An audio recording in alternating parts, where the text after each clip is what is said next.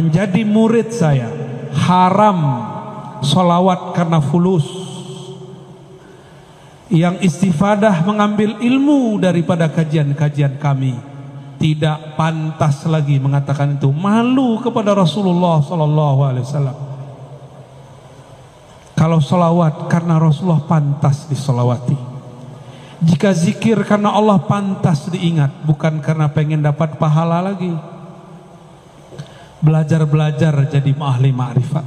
Ahli ma'rifat beramal bukan karena pahala.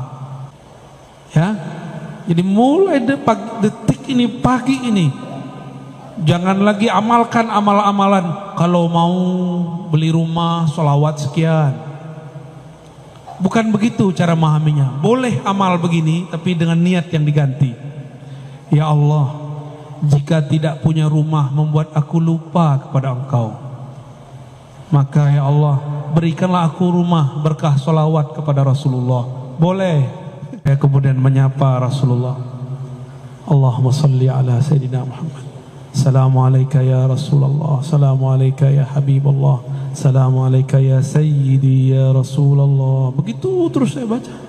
Wahai Rasulullah, wahai Rasulullah, syafaatkan aku, syafaatkan kolbuku, syafaatkan pikiranku, badanku. Kenapa ini gelisah? Tiba-tiba Allah masukkan saya ke alam yang bukan alam ini. Disebut tidur bukan tidur, disebut jaga bukan jaga. Ya, jadi ini bukan bagian ahli hadis, ini bagian ahli rohani. Di saat itu seakan-akan beliau berkalam. Bacalah assalamu alayka atau assalatu wassalamu alayka ya abati ya Rasulullah.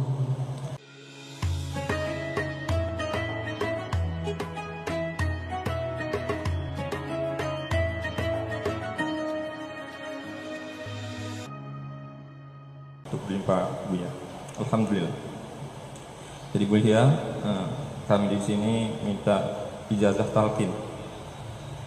Yang pertama, yang kedua, pertanyaan yang mau saya tanyakan, apakah Buya pernah bermimpi bertemu Rasulullah?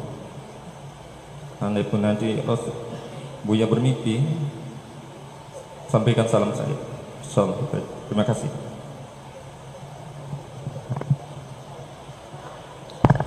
Tadi itu sudah talqin, itu talqin sholawat. Ya, antum itu langsung ijazahnya langsung dari Rasulullah secara rohani. Karena saya belajar hadis, dalam ilmu hadis tidak diterima riwayat kecuali ketemu fisik. Tapi ini ketemu rohani. Terjawab pertanyaan kedua. Jadi suatu saat ada orang aliran sesat datang kepada saya. Dia mengaku imamnya adalah Imam Mahdi. Hari Jumat, saya kemudian sebelum sholat, saya sholawat mengadu kepada Rasulullah. Kenapa saya gelisah? Gelisahnya bukan main. Saya nggak pernah segelisah itu. Dulu punya masalah apa saja tidak ada gelisah. Ini gelisahnya bukan main.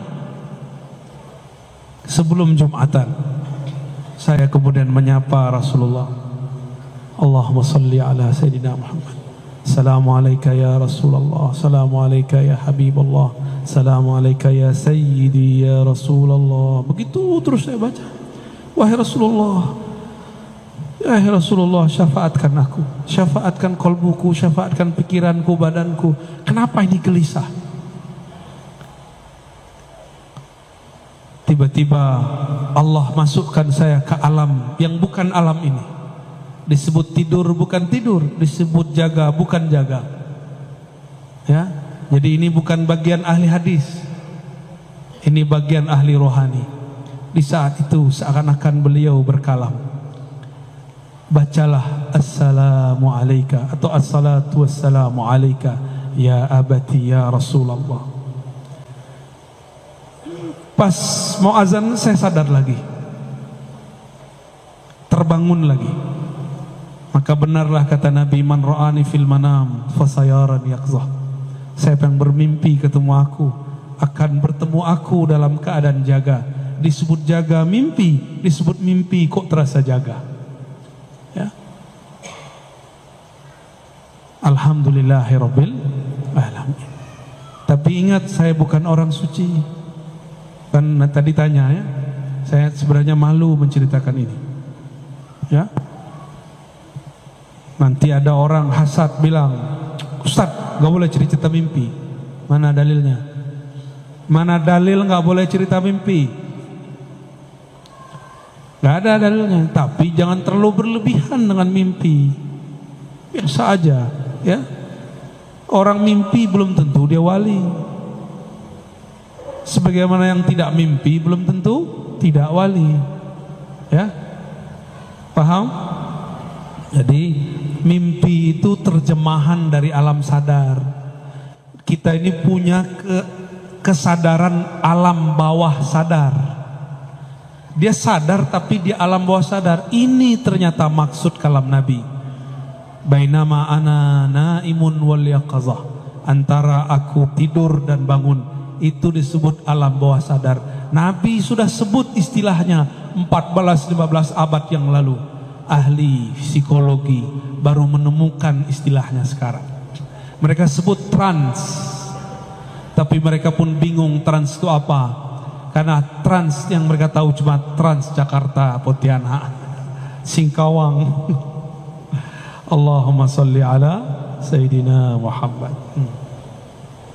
Baiklah, penanya berikutnya kita bagi sesi dulu. Silakan.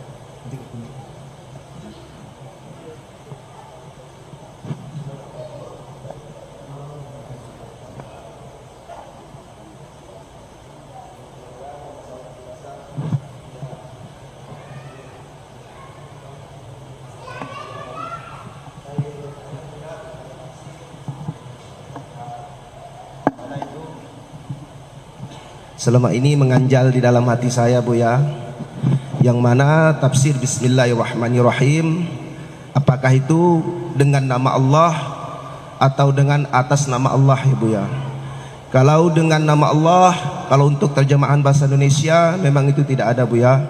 Tapi dengan nama Allah, mungkin untuk pendapat saya pribadi, Buya, saya merasa itu lebih afdol. Tapi tidak mendului Buya, saya hanya ingin bertanya.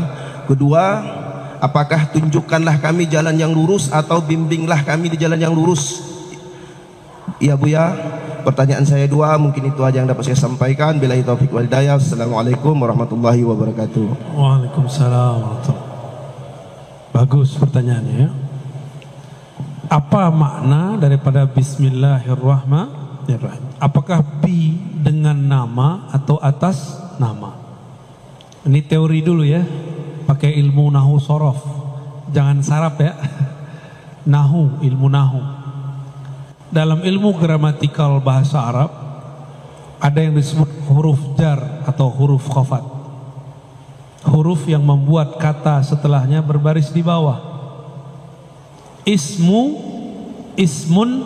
masuk ba bismi. Masuk ba bismi. Huruf jar itu saling mewakili makna satu sama lain. Ini contoh. Sebelum masuk basmalah ada ba tapi bukan di bismillah, di ta'awuz. A'udzu billahi minasyaitonir rajim. A'udzu billah. Aku berlindung bi. Apa arti bi di situ? Kita terjemahin biasanya apa? Aku berlindung kepada Allah atau dengan Allah? Kepada. Maka bi bermakna ila atau ala. Maka huruf jar saling mewakili makna satu sama lain. Contoh, apa tuh lafaz kalau lagi kita baca sholawat? Bibak kata. Ada satu lafaz ya? Inti ngantuk. Bibakkah, bi diartikan fi. Bi dengan tapi diartikan fi. Wulidtu bi Makkah, aku dilahirkan bukan dengan Mekah tapi di Mekah. Sudah berapa arti ba? Sudah 2. Ya. Maka bismillah ini bismillah apa? Ulama kita mengartikan ini ba'il isti'anah. Ba minta tolong. Ada yang mengartikan ini ba istizan, minta izin. Ada macam-macam ba. Ada yang mengartikan fi, dalam nama Allah, dengan nama Allah. Lebih tinggi mana orang yang bawa nama atau di dalam nama? Nama tidak pernah terpisah dari yang punya nama. Ini Ar-Razi, ya ini badannya. Maka saya yang di dalam nama Ar-Razi itu.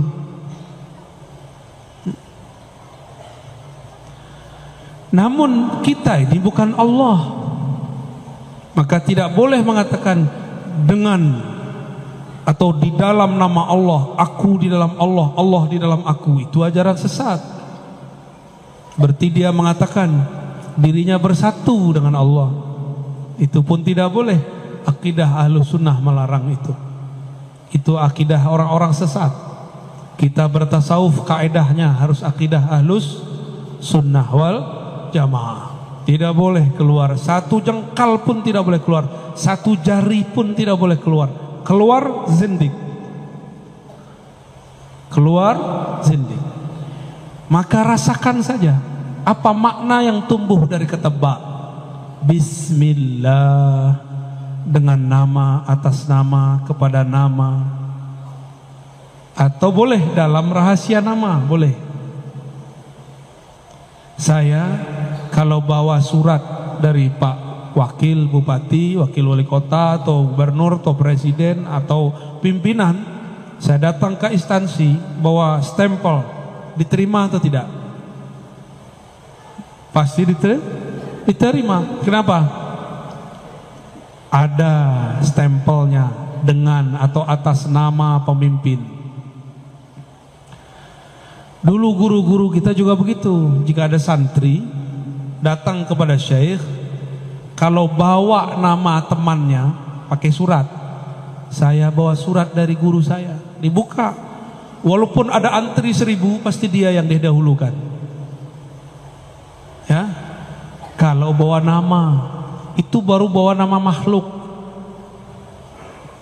Bapak Ibu saudara-saudaraku yang makan Allah, kalau kita masuk kantor harus pakai fingerprint, didaftarkan dulu nama, dan itu nama juga tuh, karena di ruas-ruas ini ada nama, didaftarkan dulu baru bisa masuk. Kalau kita mau naik ke hadirat Allah, maka harus lewat nama ini, Bismillah. Di manakah nama Allah Allah pancarkan? Allah pancarkan pada qalbu baginda Rasulullah sallallahu alaihi wasallam. Maka orang-orang yang berselawat kepada Rasulullah, dia sebenarnya sedang masuk ke dalam rahasia nama. Jadi orang selawat itu kenapa cepat kepada Allah? Karena dia masuk ke dalam rahasia nama. Dan ini tidak ada pada zikir-zikir yang lain, hanya ada pada zikir sholawat. Itulah rahasianya yang kita sebut malam tadi di Sambas, ya. Di surat Taubah basmalahnya diakhirkan, wabil mu'minina raufur rahim. Dan terhadap orang beriman, Rasulullah mempunyai 2 nama yang merupakan nama Allah, Rauf Rahim. Rauf, Rahman, sama, mirip, walaupun berbeda beberapa. Rahim, ternyata kata Rauf yang merupakan Asmaul Husna dibolehkan untuk nama Rasul. Rahim yang merupakan nama Allah tapi disebut sebagai nama Rasul. Rasul yang Rauf, Rasul yang Rahim.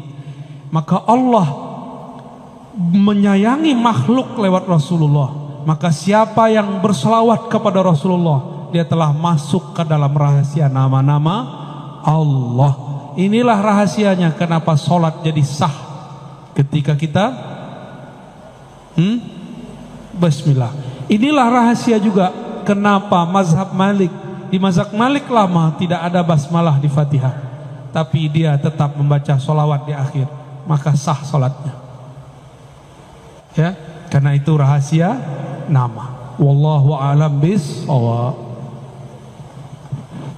Maaf, kita berikan dulu untuk akhwat ibu-ibu satu pertanyaan. Silakan Bu.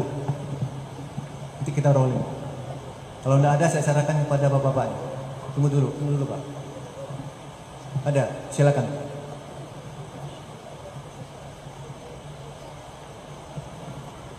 Cek.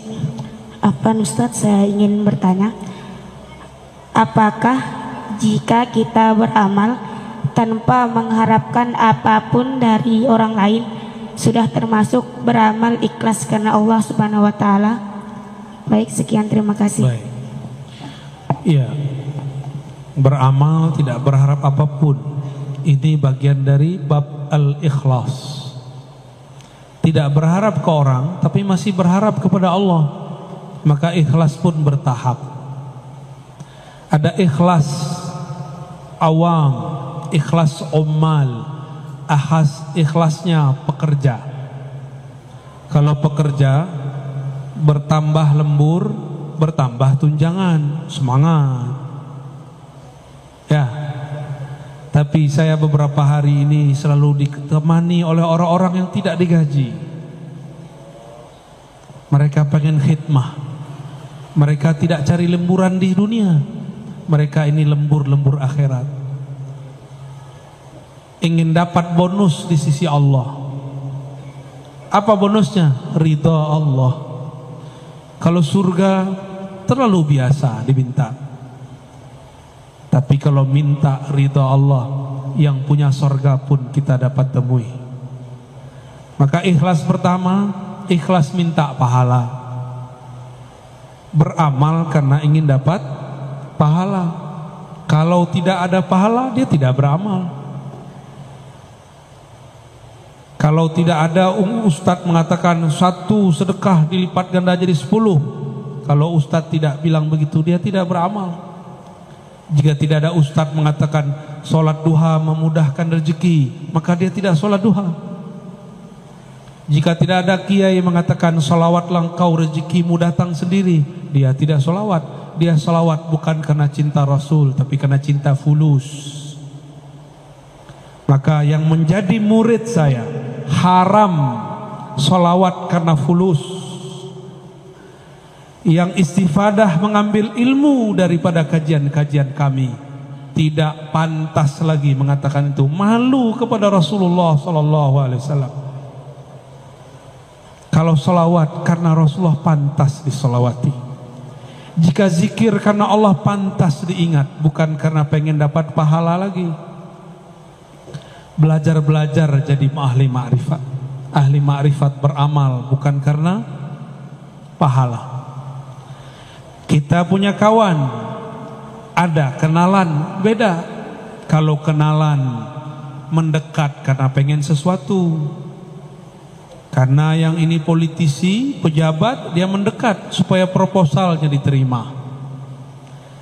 Kalau lagi butuh, dia telepon, dia kunjungi, dia puji, dia traktir. Kalau lagi gak perlu, dia tinggalkan. Beda dengan kawan, kawan sejati, teman sejati. Tidak mau ngasih proposal pun masih ngasih duit, masih neraktir. Ya, kita yang mana? Kawan matre atau kawan sejati? Umat matre atau umat sejati? Umat hamba matre atau hamba sejati? Hamba sejati yang menghambakan dirinya kepada Allah karena emang dirinya hina, Allah maha mulia. Ya, jadi mulai detik ini, pagi ini, jangan lagi amalkan amal-amalan. Kalau mau beli rumah, sholawat sekian. Bukan begitu cara memahaminya. Boleh amal begini, tapi dengan niat yang diganti. Ya Allah, jika tidak punya rumah membuat aku lupa kepada Engkau, maka ya Allah, berikanlah aku rumah berkah solawat kepada Rasulullah. Boleh.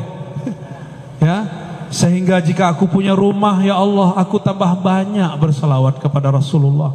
Itu Allah kabulkan langsung tuh kalau antum benar. Karena Allah pencemburu.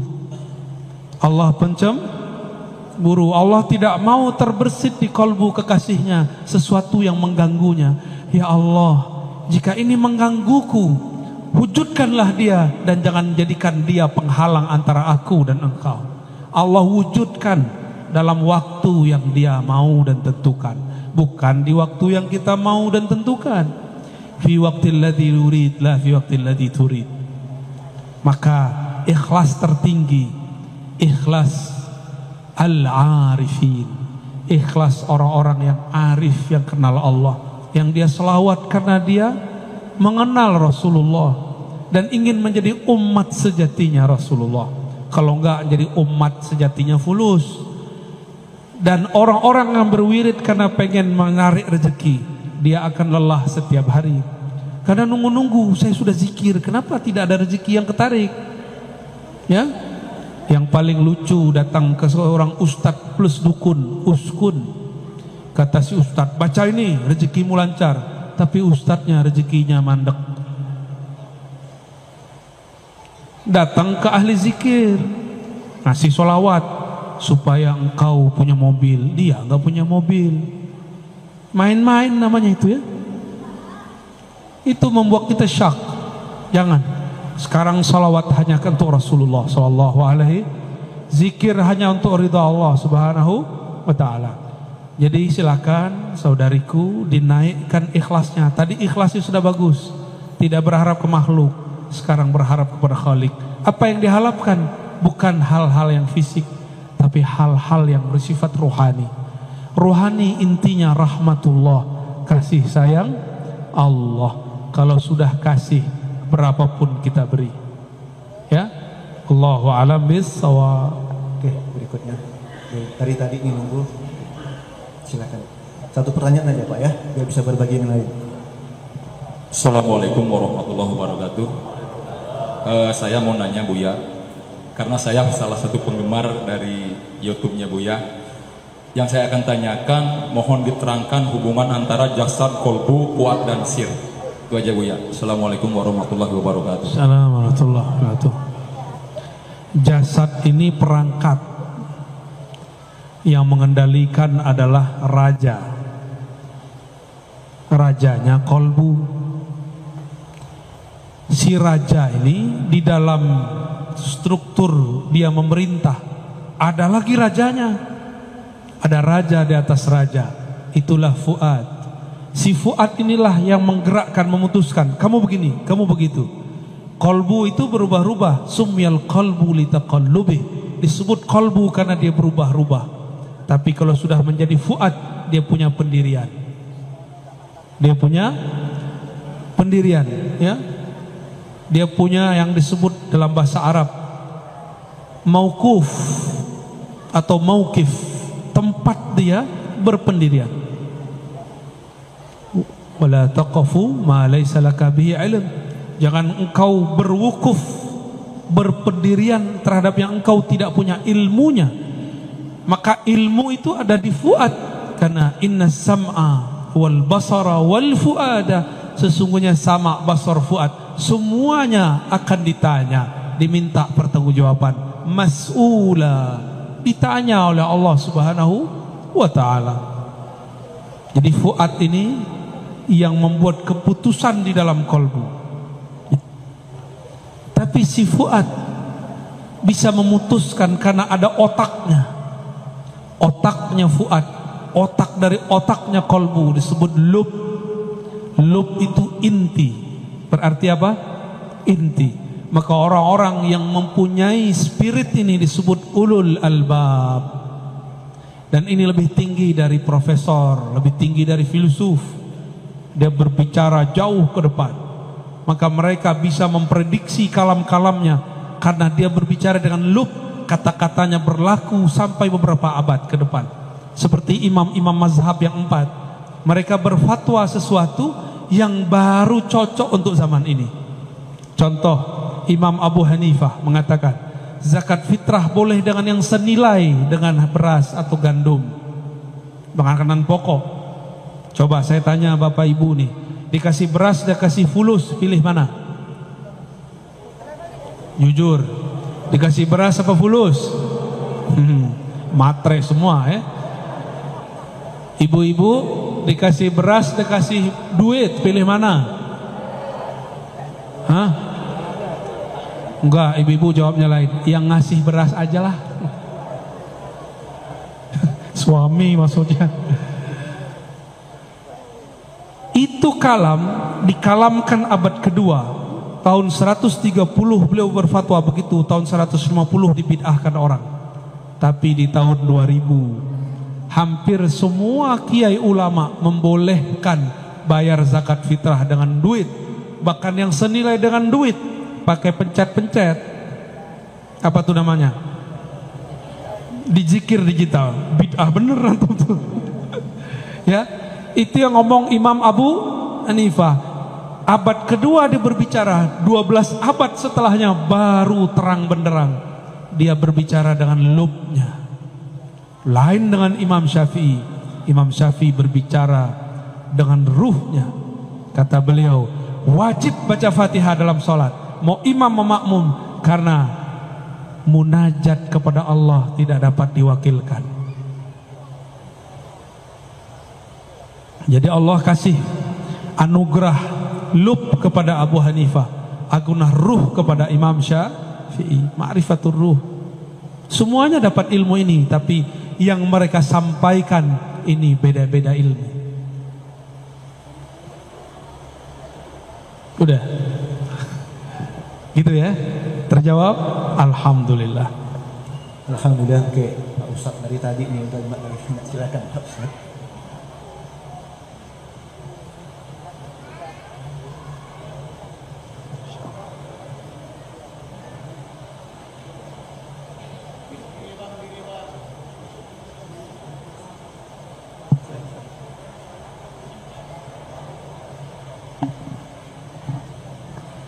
Mohon izin Buya, saya mohon penjelasan ayat innan nafsa la'ammaratun bisu illa marrahima rabbi. Di situ Allah menggambarkan bahwa nafsu itu sangat mendorong, bahasanya ammarah, sangat mendorong pada keburukan. Illa marrahima rabbi, itu kan kecuali orang yang disayangi oleh Allah. Yang ingin saya tanyakan, sebenarnya kita bedakan antara nafsu dengan yang bukan nafsu itu bagaimana Bu ya? Terus kemudian untuk menjadi marrahima rabbi, orang yang disayang oleh Allah itu bagaimana? Terima kasih. Masya Allah, ini pertanyaan puncak ya, terakhir ya. Pertanyaannya betul-betul husnul khotimah. Innan nafsa la ammaratun bisu. Panjang itu bisu, karena emang su itu panjang. Sesungguhnya nafs, jiwa, diri, punya diri. Diri ini yang zahir. La, pakai la di situ sungguh, bukan la tidak. Disebut lam taukid, sungguh. Ammarah, bukan amarah. Ammarah berarti banyak memerintah, banyak mendorong, banyak mengajak kepada su. Tuh panjang kan? Su artinya keburukan, keburukan, keburukan, keburukan. Dalam keburukan ada keburukan, setelah keburukan ada lagi efek dari keburukan. Maka tidak ada satu maksiat kecuali berimbas kepada maksiat berikutnya, terus bertali-tali. Dan ini pemutusnya cuma satu, illah, kecuali man rahima rabbi, kecuali yang disayangi oleh Allah. Rahmat Allah turunnya ke dalam kolbu saat seseorang anak kecil wafat. Keluarga Rasulullah, cucunya wafat, Nabi menangis. Sahabat bertanya, jadi sahabat ini dulu kaku-kaku awalnya, Nabi lah yang melembutkan kolbu mereka. Kata sahabat ini, ya Rasulullah, apa ini? Kenapa engkau nangis? Ini namanya niyaha. Apa itu niyaha? Meratap. Lalu Nabi mengatakan, lah, bukan. Ini rahmatun. Itu rahmat kasih sayang. Wada Allah telah letakkan, tempatkan, masukkan, titipkan, pancarkan fi qulubi man syaa min ibadihi, di kolbu-kolbu yang dia kehendaki. Kau tidak dapat, aku dapat. Maksud Rasulullah itu rahmatan lil, maka ujung rambut sampai ujung kakinya rahmat. Karena dari kolbunya ada rahmatullah. Maka Rasulullah itu nama lainnya rahmatan lil, itu zahir, batinnya rahmatullah. Zahirnya rahmatan lil, batinnya rahmatullah. Jadi rahmat Allah itu nama Nabi. Allah berkalam ke surga, wahai surga, biki arhamu ibadi, dengan engkau aku menyayangi makhluk-makhlukku. Dan surga hanya dibuka dengan jari-jari Rasulullah, fingerprintnya Rasulullah. Nabi taruh tangannya, terbukalah 8 pintu surga, terbukalah semuanya. Jadi bapak ibu ini beramal mau 1000 kali lipat, 1.000.000 kali lipat, tapi kalau tidak sholawat tidak dibuka. Gak syahadat kepada Rasul gak dibuka. Karena surga hakiki ada di kolbu Rasulullah. Baiti jan, bait di situ bukan rumah fisik, bait itu kolbu. Baiti jannati, kolbuku itulah surgaku. Maka kalau ingin mensurgakan rumah, bukan dengan mengarab-arabkan isi rumah. Welcome diganti ahlan bikum, ahlan wa sahlan, marhaban. Itu bahasa Arab. Taruh bahasa Arab itu di kolbu, taruh maknanya di dalam kolbu. Maka di kolbumu ada rahmatullah. Hanya orang-orang yang di kolbunya ada cinta kepada Allah dan Rasulullah, ada nur rahmah, maka pasti dia sayang hatta kepada musuh-musuhnya. Ya, kita hadir pagi ini karena rahmatnya Rasulullah SAW. Maka kita boleh mengatakan laulaka ya sayyidi, ya abati, ya Rasulullah, ma arafna Allah. Kalau bukan karena engkau wahai ayahanda ruhani kami, wahai ayah ruh kami, kami tidak akan kenal siapa yang kami sembah. Jazallahu anka ya sayyidana ya Rasulullah. Semoga Allah membalasimu, mengangkat derajatmu, meletakkan engkau pada maqam mahmud, maqam yang mana dengan maqam itu engkau memberi syafaat kami. Amin ya rabbal alamin. Jadi bagaimana cara supaya rahmah? Kenali rahmahnya Rasulullah. Maka jika ada kelompok mengatakan ikut Nabi, ikut sunnah Nabi, tapi tambah keras, mungkin dia belum mengenal sang Nabi, dia baru mengenal hadis Nabi. Allahumma salli ala sayyidina. Perlu benci? Tidak perlu benci. Kita sayang mereka, ajak dia ngopi. Karena dalil, nomor surat, nomor ayat dapat dikalahkan dengan akhlak yang mulia. Maka saya minta maaf kepada kawan-kawan yang saya kritik. Saya tidak benci kepada antum. Salafikah namanya, Hizbut Tahrirkah namanya, apapun antum menyebut diri, saya tidak pernah benci antum. Saya cinta kepada antum semua. Maka karena cinta saya mengkritisi, menegur. Namun kadang-kadang dalam mengkritisi mungkin saya su'ul adab. Saya minta ampun kepada Allah Subhanahu wa ta'ala. Allahumma salli ala sayyidina. Khalas? Ada satu pertanyaan untuk dari Pak Kiai. Pak Kiai bertanya. Tidak salah tanya Pak Kiai. Assalamualaikum warahmatullahi wabarakatuh. Ini Pak Kiai, saya Abdul Muthalib. Kaitan dengan bacaan sholawat. Ketika saya membaca sholawat, Allahumma sholli ala sayyidina wa habibina wa syafi'ina wa dhuhrina wa maulana Muhammad. Lalu ada yang mengatakan bahwa itu tidak sesuai dengan sunnah, berlebihan mengucapkan Sayyidina Habibina Syafina. Yang betul adalah Allahumma sholli ala Muhammad. Jadi bagaimana dengan selawat Tibbil Qulub, Tunjiyat, selawat Badar, andaikan membaca Syafi'ina kami itu dikatakan bid'ah. Demikian, wallahul muwaffiq ila aqwamit thoriq. Assalamualaikum warahmatullahi wabarakatuh. Assalamualaikum. Mohon berlapang dada kepada orang yang tidak kenal kepada kekasih. Dia nggak kenal kekasihnya, yang dia tahu namanya cuma Mehmet. Itu kata orang Turki itu, Muhammad tuh Mehmet. Muhammad sallallahu alaihi wasallam. Dia cuma tahu Muhammad. Dia tidak tahu kalau baginda Nabi punya nama Habibullah. Ya, punya nama As-Sayyid. Beliau sendiri yang berkalam, ana sayyidu waladi Adam.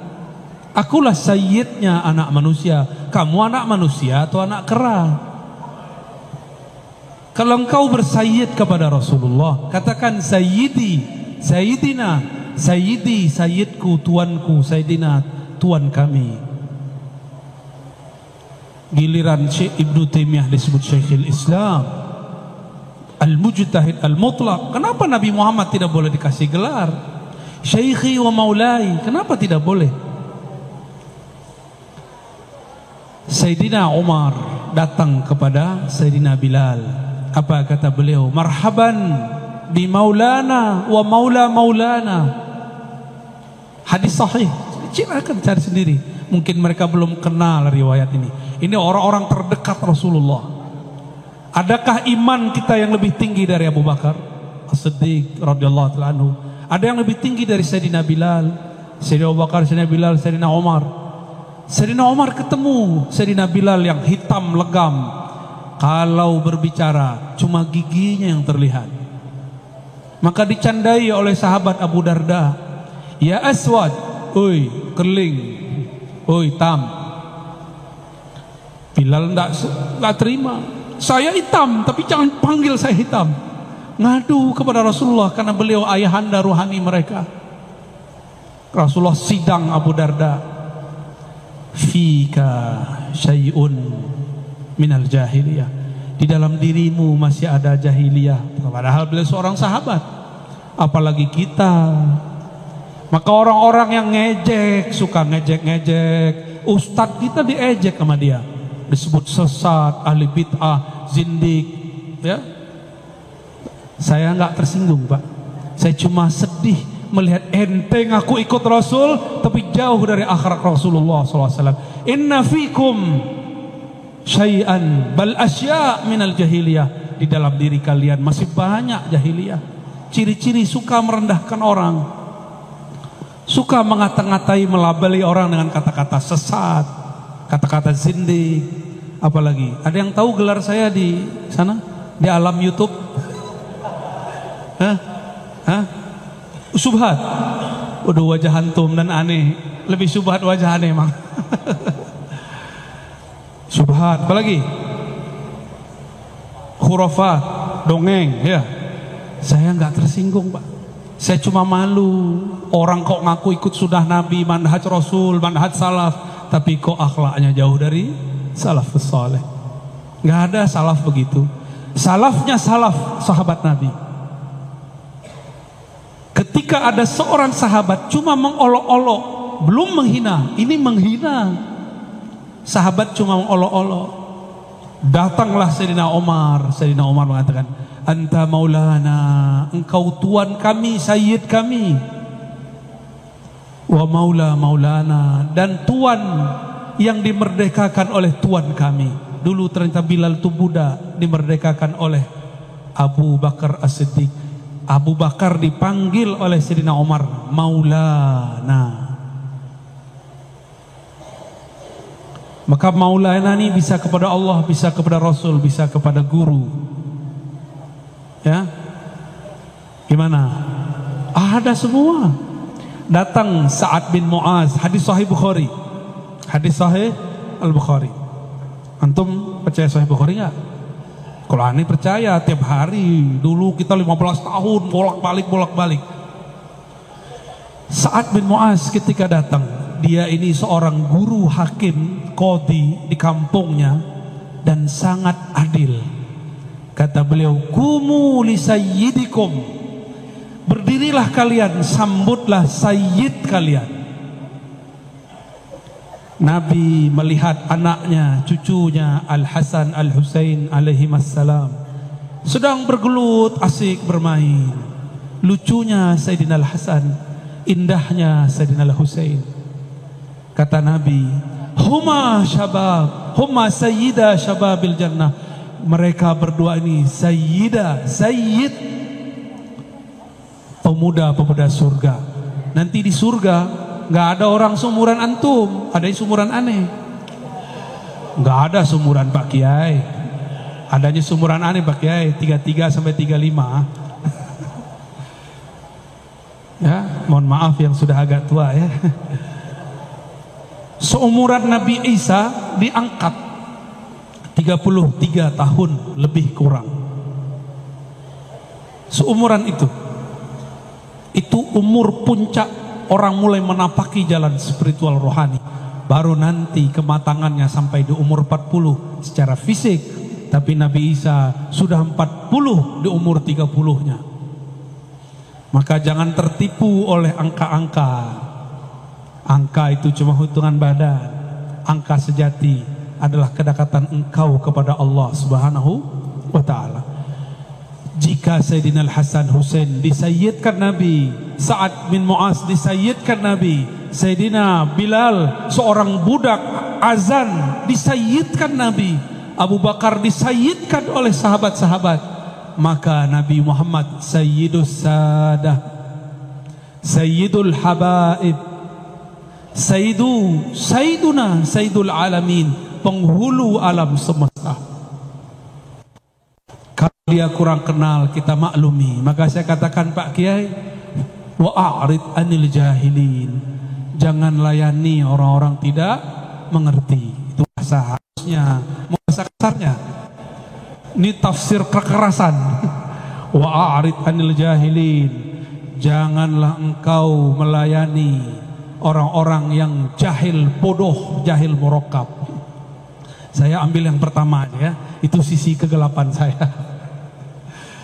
Demikian Bapak Ibu yang dimuliakan Allah, semoga Allah meridhoi yang hadir. Semoga Allah menjadikan kita betul-betul hamba sejati. Semoga ruhaniyah Rasulullah menerima kita sebagai anak-anak ruhaninya.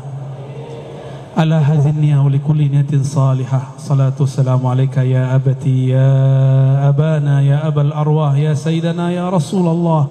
Al-Fatihah. Ar-Rahman. Iyyaka na'budu wa iyyaka nasta'in. Shiratal ladzina an'amta 'alaihim ghairil maghdubi 'alaihim waladdallin. Amin. Ini yang dapat saya sampaikan. Enggak kuat saya doa, Pak. Ya, mohon maaf enggak kuat doa ini. Kalau doa bisa tumbang-tumbang nanti ya. Nanti Bapak yang susah nanti yang ngurus saya. Mohon maaf jika ada salah dan kurangnya. Salam cinta dari saya semua. Assalamualaikum warahmatullahi wabarakatuh. Waalaikumsalam warahmatullahi wabarakatuh. Terima kasih Buya.